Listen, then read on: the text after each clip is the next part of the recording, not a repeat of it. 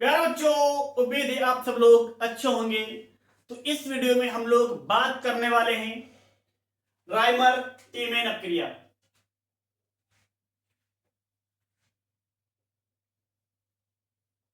तो बच्चों, यह क्रिया बोर्ड एग्जाम के लिए इंपॉर्टेंट होती है। तो इसमें यानी कि राइमन टीमेन अपक्रिया द्वारा आप फिनाल को सैलिसैल्डिहाइड या सैलिसिलिक अम्ल में बदल सकते हो। तो क्या होती है, ध्यान से देखो। वह क्रिया जिसमें फिनाल को क्लोरोफॉर्म, हाँ, CHCl3 CHCl3 इसे बच्चे बोलते हैं क्लोरोफॉर्म।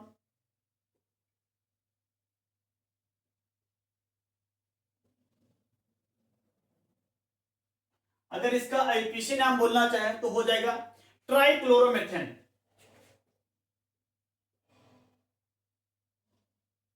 ट्राइक्लोरोमेथेन।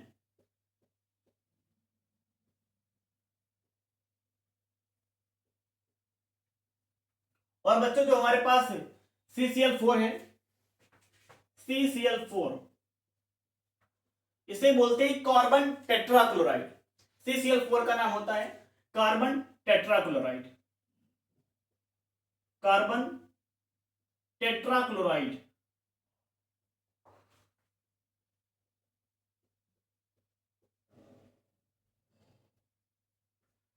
इसके आईपीसी नेम की बात करें तो टेट्राक्लोरोमेथेन।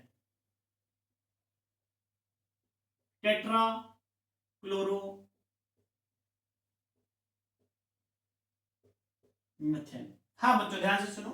CCl4 का आईपीसी नेम होता है ट्राइक्लोरोमेथेन और CCl4 का आईपीसी नेम होता है टेट्राक्लोरोमेथेन। अगर इनका सामान्य नाम की बात कर लें तो इसका नाम होता है क्लोरोफॉर्म और इसका नाम होता है कार्बन टेट्राक्लोराइड। तो बच्चों देखो, वह क्रिया जिसमें फिनाल को CHCl3 या CCl4 के साथ कास्टिक सोडा का जली विलीन, यानी कि बच्चों कास्टिक सोडा होता है सोडियम हाइड्रोक्साइड, जैसे आप कास्टिक सोडा में सोडियम हाइड्रोक्साइड का उपयोग कर सकते हैं, इसका जली विलीन होता है। तो बच्चों, वह क्रिया जिसमें फिनाल को CHCl3 या CCl4 के साथ कास्टिक सोडा के जलीय विलयन की उपस्थिति में, हाँ, कास्टिक सोडा की जलीय विलयन की उपस्थिति में 333 केल्विन ताप पर इसे गर्म करते हैं, जिससे बच्चों क्या होता है, सैलिसैल्डिहाइड या सैलिसिलिक अम्ल प्राप्त होते हैं। यदि बच्चों आपने क्लोरोफॉर्म यूज किया होगा, CHCl3 को यूज करेंगे, अगर आप क्लोरोफॉर्म यूज करेंगे तो बनेगा सैलिसैल्डिहाइड। सैलिसैल्डिहाइड।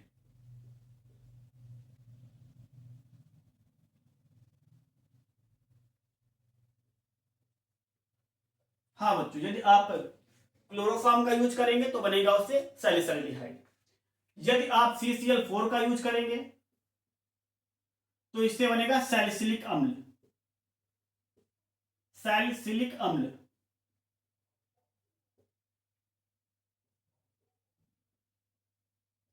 तो बच्चों, आप फिनाल से सैलिसैल्डिहाइड और सैलिसिलिक अम्ल दोनों इस अपक्रिया की सहायता से बना सकते हो। तो मैं इस रिएक्शन को पहले से लिख रखा है, आपको दिखाई दे रहा होगा। ये दोनों रिएक्शन है।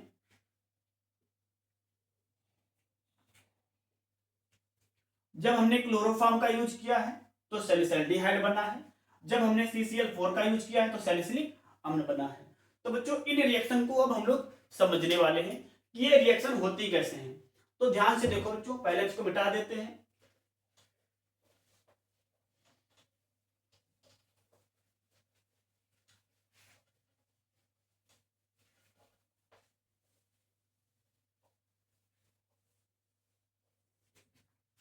तो बच्चों क्या करेंगे, पहले हम फिनाल को क्लोरोफॉर्म के साथ गर्म करेंगे। फिनाल को क्लोरोफॉर्म के साथ।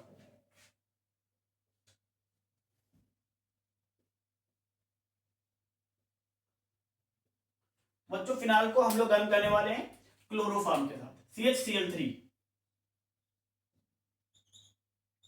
प्लस आपको लेना है कास्टिक सोडा यानी कि NaOH।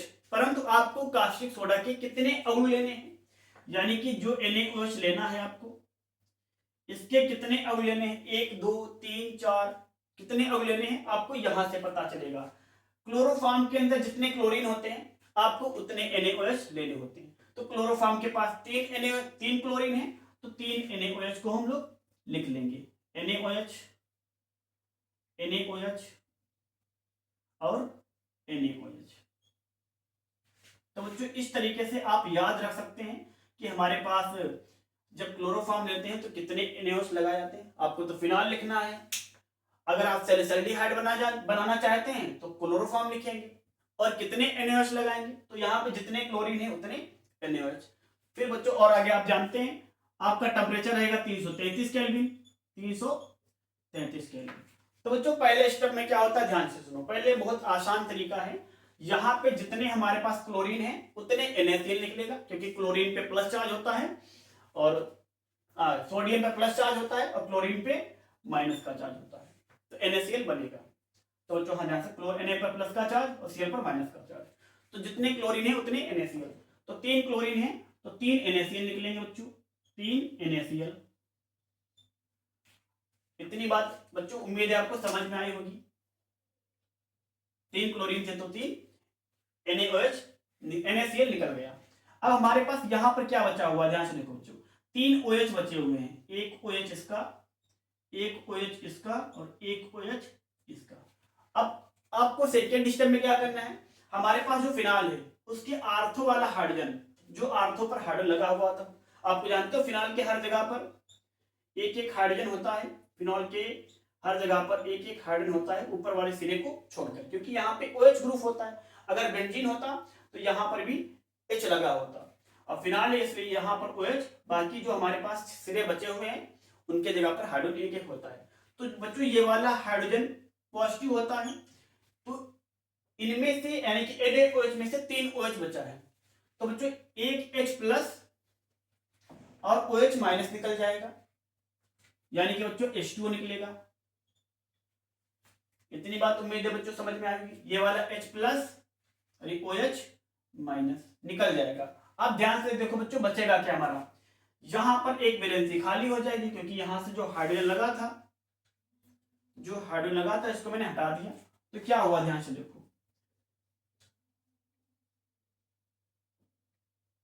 तो ये वैलेंसी बच्चों हमारे पास क्या हो जाती है, खाली हो जाती है। तो इस वैलेंसी के साथ जो बचा हुआ है वो पोर्शन हम लोग ऐड कर देंगे। तो क्या क्या बचा, ध्यान से देखो, यहां से H प्लस OH माइनस खत्म हो गया, तीनों सोडियम खत्म हो चुके हैं, तीनों क्लोरीन खत्म हो चुके हैं, यहां पर क्या बचे हैं, 2 OH बचा है और एक CH बचा है, तो इसको लिख देंगे CH OH, CH और OH बच्चों, जिससे कार्बन की वैलेंसी पूरी हो जाती है और जो यहां पर कार्बन होता है उसकी भी वैलेंसी पूरी हो जाती है। और आपको पता है बच्चों, एक कार्बन के साथ 2 हाइड्रोक्सिल समूह नहीं रह सकते, इसलिए क्या होता है, यानी कि ये बहुत अस्थायी यौगिक होता है, बहुत ही अस्थायी यौगिक होता है।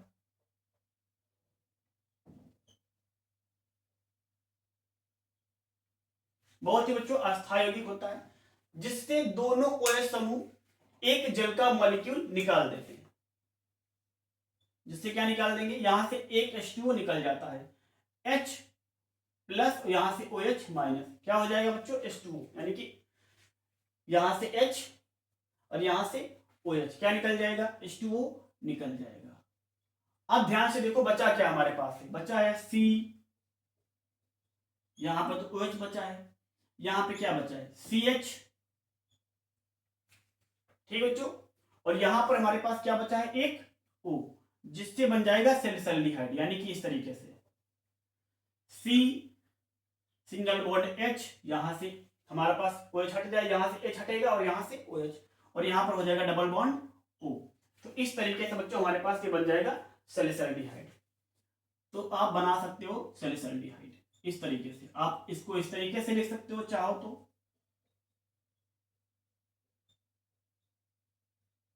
या आप इस ऐसे ही लिखे रहने दो, कोई उसे मतलब नहीं है, बाकी दोनों में से कोई लिख सकते हो।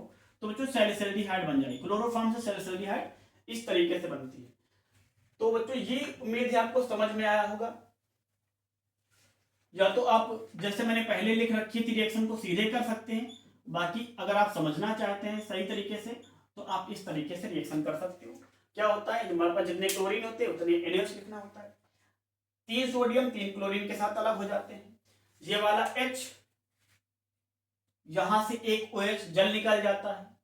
अब क्या होता है, जब हमारे पास यहां से हट जाता है तो हमारे पास ये वाली वैलेंसी खाली हो जाती है, जिससे हमारे पास बचा हुआ पोर्शन जुड़ जाता है। यहाँ पर CH बचा हुआ है क्योंकि क्लोरीन अलग हो चुके हैं, यहाँ पर 2 OH बचे हुए होते हैं। ये बहुत बच्चों अस्थायी कंपाउंड होता है, इसलिए यहाँ से दोनों हाइड्रोक्सी में से एक जल का मॉलिक्यूल निकल जाता है और सैलिसिलिहाइड में बदल जाता है। तो बच्चों उम्मीद है आपको ये रिएक्शन समझ में आएगी। अब हम लोग बात करने वाले हैं सैलिसिलिक अम्ल की। सैलिसिलिक अम्ल की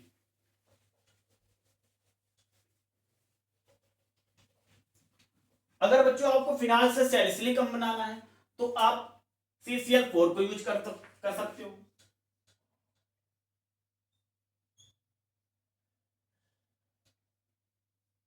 तो CCl4 का यूज कर सकते हो। अब यहां पर कितने सोडियम हाइड्रोक्साइड लिखने हैं, तो बच्चों वही कंडीशन यहां भी होगी। यहां पर जितने आपको क्लोरीन दिख रहे हैं उतने आपको सोडियम हाइड्रोक्साइड लिखने हैं।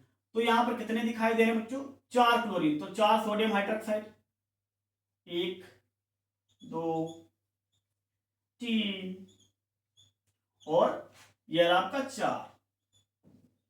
तो बच्चों सिंपल है, आपको यहाँ पे जितने कार्बन दिखाई दे रहे हो उतने सोडियम हाइड्रोक्साइड लिख सकते हो। अब क्या होगा, कंडीशन आपको पता है 333 केल्विन, टेम्परेचर कितना रखना है 333 केल्विन। अब पहला स्टेप यही है, यहाँ पर जितने हमारे पास क्लोरीन है उतने सोडियम के साथ अलग हो जाएगा, यानी कि बच्चों 4 NaCl अलग होगा। अब ध्यान से देखो, जब चारों सोडियम क्लोरीन के साथ अलग हो जाएंगे तो यहाँ पर क्या बचेगा, OH, यहां से एक, हर जगह से एक OH समूह बच जाएगा, यानी कि 4 OH समूह आपके बच जाते हैं। अब क्या होता है, हाँ पता है, उसी तरीके से यहाँ एक हाइड्रोजन होता है, तो फिनाल का आर्थो हाइड्रोजन, फिनाल का आर्थो सिरा का हाइड्रोजन इसमें एक OH के साथ जुड़ जाता है, क्योंकि इस पर प्लस चार्ज होता है, इनमें से इन पर माइनस चार्ज होता है, तो किसी एक के साथ आप जोड़ सकते हो। तो ये वाला प्लस, ये OH माइनस, यानी कि जो यहाँ पर चारों OH बचे हुए हैं इन्हीं को हम लोग इस तरीके से दिखा रहे हैं, बाकी वहां पर लिखे रखे हैं। तो H प्लस OH माइनस यानी कि जल निकलेगा, एक H2O निकल जाता है। अब बच्चों ध्यान से सुनो, हमारे पास क्या होता है, अब हमारे पास चारों सोडियम खत्म हो चुके हैं, चारों क्लोरीन खत्म हो चुके हैं और एक OH खत्म हो चुका है। क्या बचा है, 3 OH बचे हैं और कार्बन बचा है। जब हम लोग इस हाइड्रोजन को इस OH के साथ हटा देंगे तब क्या बचेगा, ध्यान से देखो, हमारे पास फिनॉल में इस तरीके से बचेगा, फिनाल की जो आर्थो वैलेंसी है वो खाली हो जाएगी। फिनाल की बच्चों कौन सी वैलेंसी, आर्थो वैलेंसी खाली हो जाएगी। अब बचा हमारे पास क्या है, एक कार्बन बचा है और यहाँ पे 3 OH, क्योंकि हमारे पास एक H प्लस और OH माइनस निकला था, टोटल हमारे पास OH कितने थे, 4, तो हमारे पास 3 अभी OH बचे रहते हैं। और यहाँ पर बच्चों कार्बन बचा है तो कार्बन लगा देंगे। अभी इस कार्बन की कितनी वैलेंसी खाली है, 3 वैलेंसी खाली है, तो तीनों OH यहाँ पर जोड़ देंगे, 1 OH 2 OH और 3 OH। तो बच्चों इस तरीके से आप लिख लोगे। अब क्या होता है, फिर से वही कंडीशन है, एक कार्बन के साथ एक से अधिक हाइड्रोक्सिल समूह यानी कि जो OH समूह होता है वो नहीं रह सकते, वो आगे रिएक्शन कर लेते हैं और H2O में टूट जाते हैं। तो हमारे पास यहां भी जो 3 OH समूह है ये H2O में टूट जाएंगे। उम्मीद है बच्चों यहां तक तो आपको समझ में आया होगा। इसके आगे क्या होता है, हमारे पास जो ये अस्थायी कंपाउंड बचा है, अस्थायी यौगिक, ये बच्चों अस्थायी यौगिक होता है, अस्थायी यौगिक। तो यहां से क्या होता है बच्चों, एक जल का अणु निकल जाता है, यहां से H प्लस, या इस तरीके से कहीं से निकाल लो, यहां से एक H प्लस OH माइनस, या यहां से हम बोल लें एक H प्लस यहां से OH माइनस, क्या निकल जाएगा, H2O निकल जाएगा, यहां से H प्लस और ये वाला OH माइनस। तो बच्चों ध्यान से देखो बचा क्या हमारे पास, ये फिनाल की OH समूह, यहां बचा C, ये वाला एक ऑक्सीजन, यहां पर बच्चों OH हमने पूरा हटा लिया है, यहां से OH दोनों हटा लिया क्योंकि यहां से H प्लस होता है, यहां से OH माइनस निकाला है। तो हमारे पास और ये वाला हाइड्रोजन खत्म और ये वाला OH समूह खत्म, ये वाला O बचा, एक ये ऑक्सीजन जोड़ दिया और एक ये वाला ऑक्सीजन, या C डबल O बोल सकते हो क्योंकि oxygen oxygen C double O, और हमारे पास ये वाला H। तो इस तरीके से बच्चों हमारे पास हो जाएगा। ठीक है, आप इसको इस तरीके से दिखा सकते हो सही तरीके से। ये ऑक्सीजन कार्बन के डबल बॉन्ड के साथ जुड़ जाएगा, ये वाला जो ऑक्सीजन बचा है कार्बन के डबल बॉन्ड के साथ जुड़ जाएगा, और हमारे पास ये बचा है OH, तो ये हो जाएगा OH। तो आप इस तरीके से लिख सकते हो। हाँ ध्यान से देखो बच्चों, ये वाला H, ये OH खत्म हो चुका है, ये OH बचा और एक ऑक्सीजन बचा, तो ये वाला ऑक्सीजन कार्बन के डबल बॉन्ड के साथ जुड़ जाएगा और ये OH इस कार्बन के साथ इस तरीके से जुड़ जाएगा, जिससे कार्बन की चारों वैलेंसी संतुष्ट हो जाएंगी। आप इसको सही तरीके से लिख सकते हो, COOH। तो बच्चों ये होता है सैलिसिलिक अम्ल, सैलिसिलिक अम्ल, सैलिसिलिक अम्ल। तो बच्चों इस तरीके से आप दोनों रिएक्शन कर सकते हो। तो आपको दिख रहा होगा कि हमारे पास कितनी आसान तरीके से आप रिएक्शन को बना सकते हो। बाकी आप अगर उसी तरीके से लिखना चाहते हो जैसे मैंने पहले लिख रखा था, तो आप उसी तरीके से भी कर सकते हो। तो बच्चों उम्मीद है आप लोग फिनॉल से सैलिसल्डिहाइड और बेंजल्डिहाइड दोनों बना सकते हैं। तो अगर आप पहले के तरीके से लिखना चाहते हैं तो आप उससे भी बना सकते हैं। ध्यान रखने वाली बात यह है, अगर आप क्लोरोफॉर्म का यूज करेंगे बच्चों तो बनेगा सैलिसल्डिहाइड,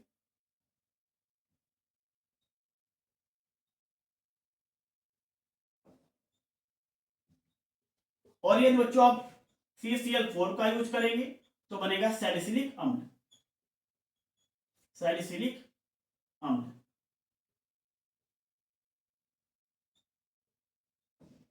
तो आप बच्चों दोनों फिनॉल से दोनों बना सकते हैं, सैलिसल्डिहाइड बना सकते हैं और सैलिसिलिक अम्ल बना सकते हैं। अगर बच्चों आपको वीडियो अच्छा लगा हो तो वीडियो को लाइक कर दो, चैनल को सब्सक्राइब कर दो और इसे अपने दोस्तों में शेयर जरूर कर दो।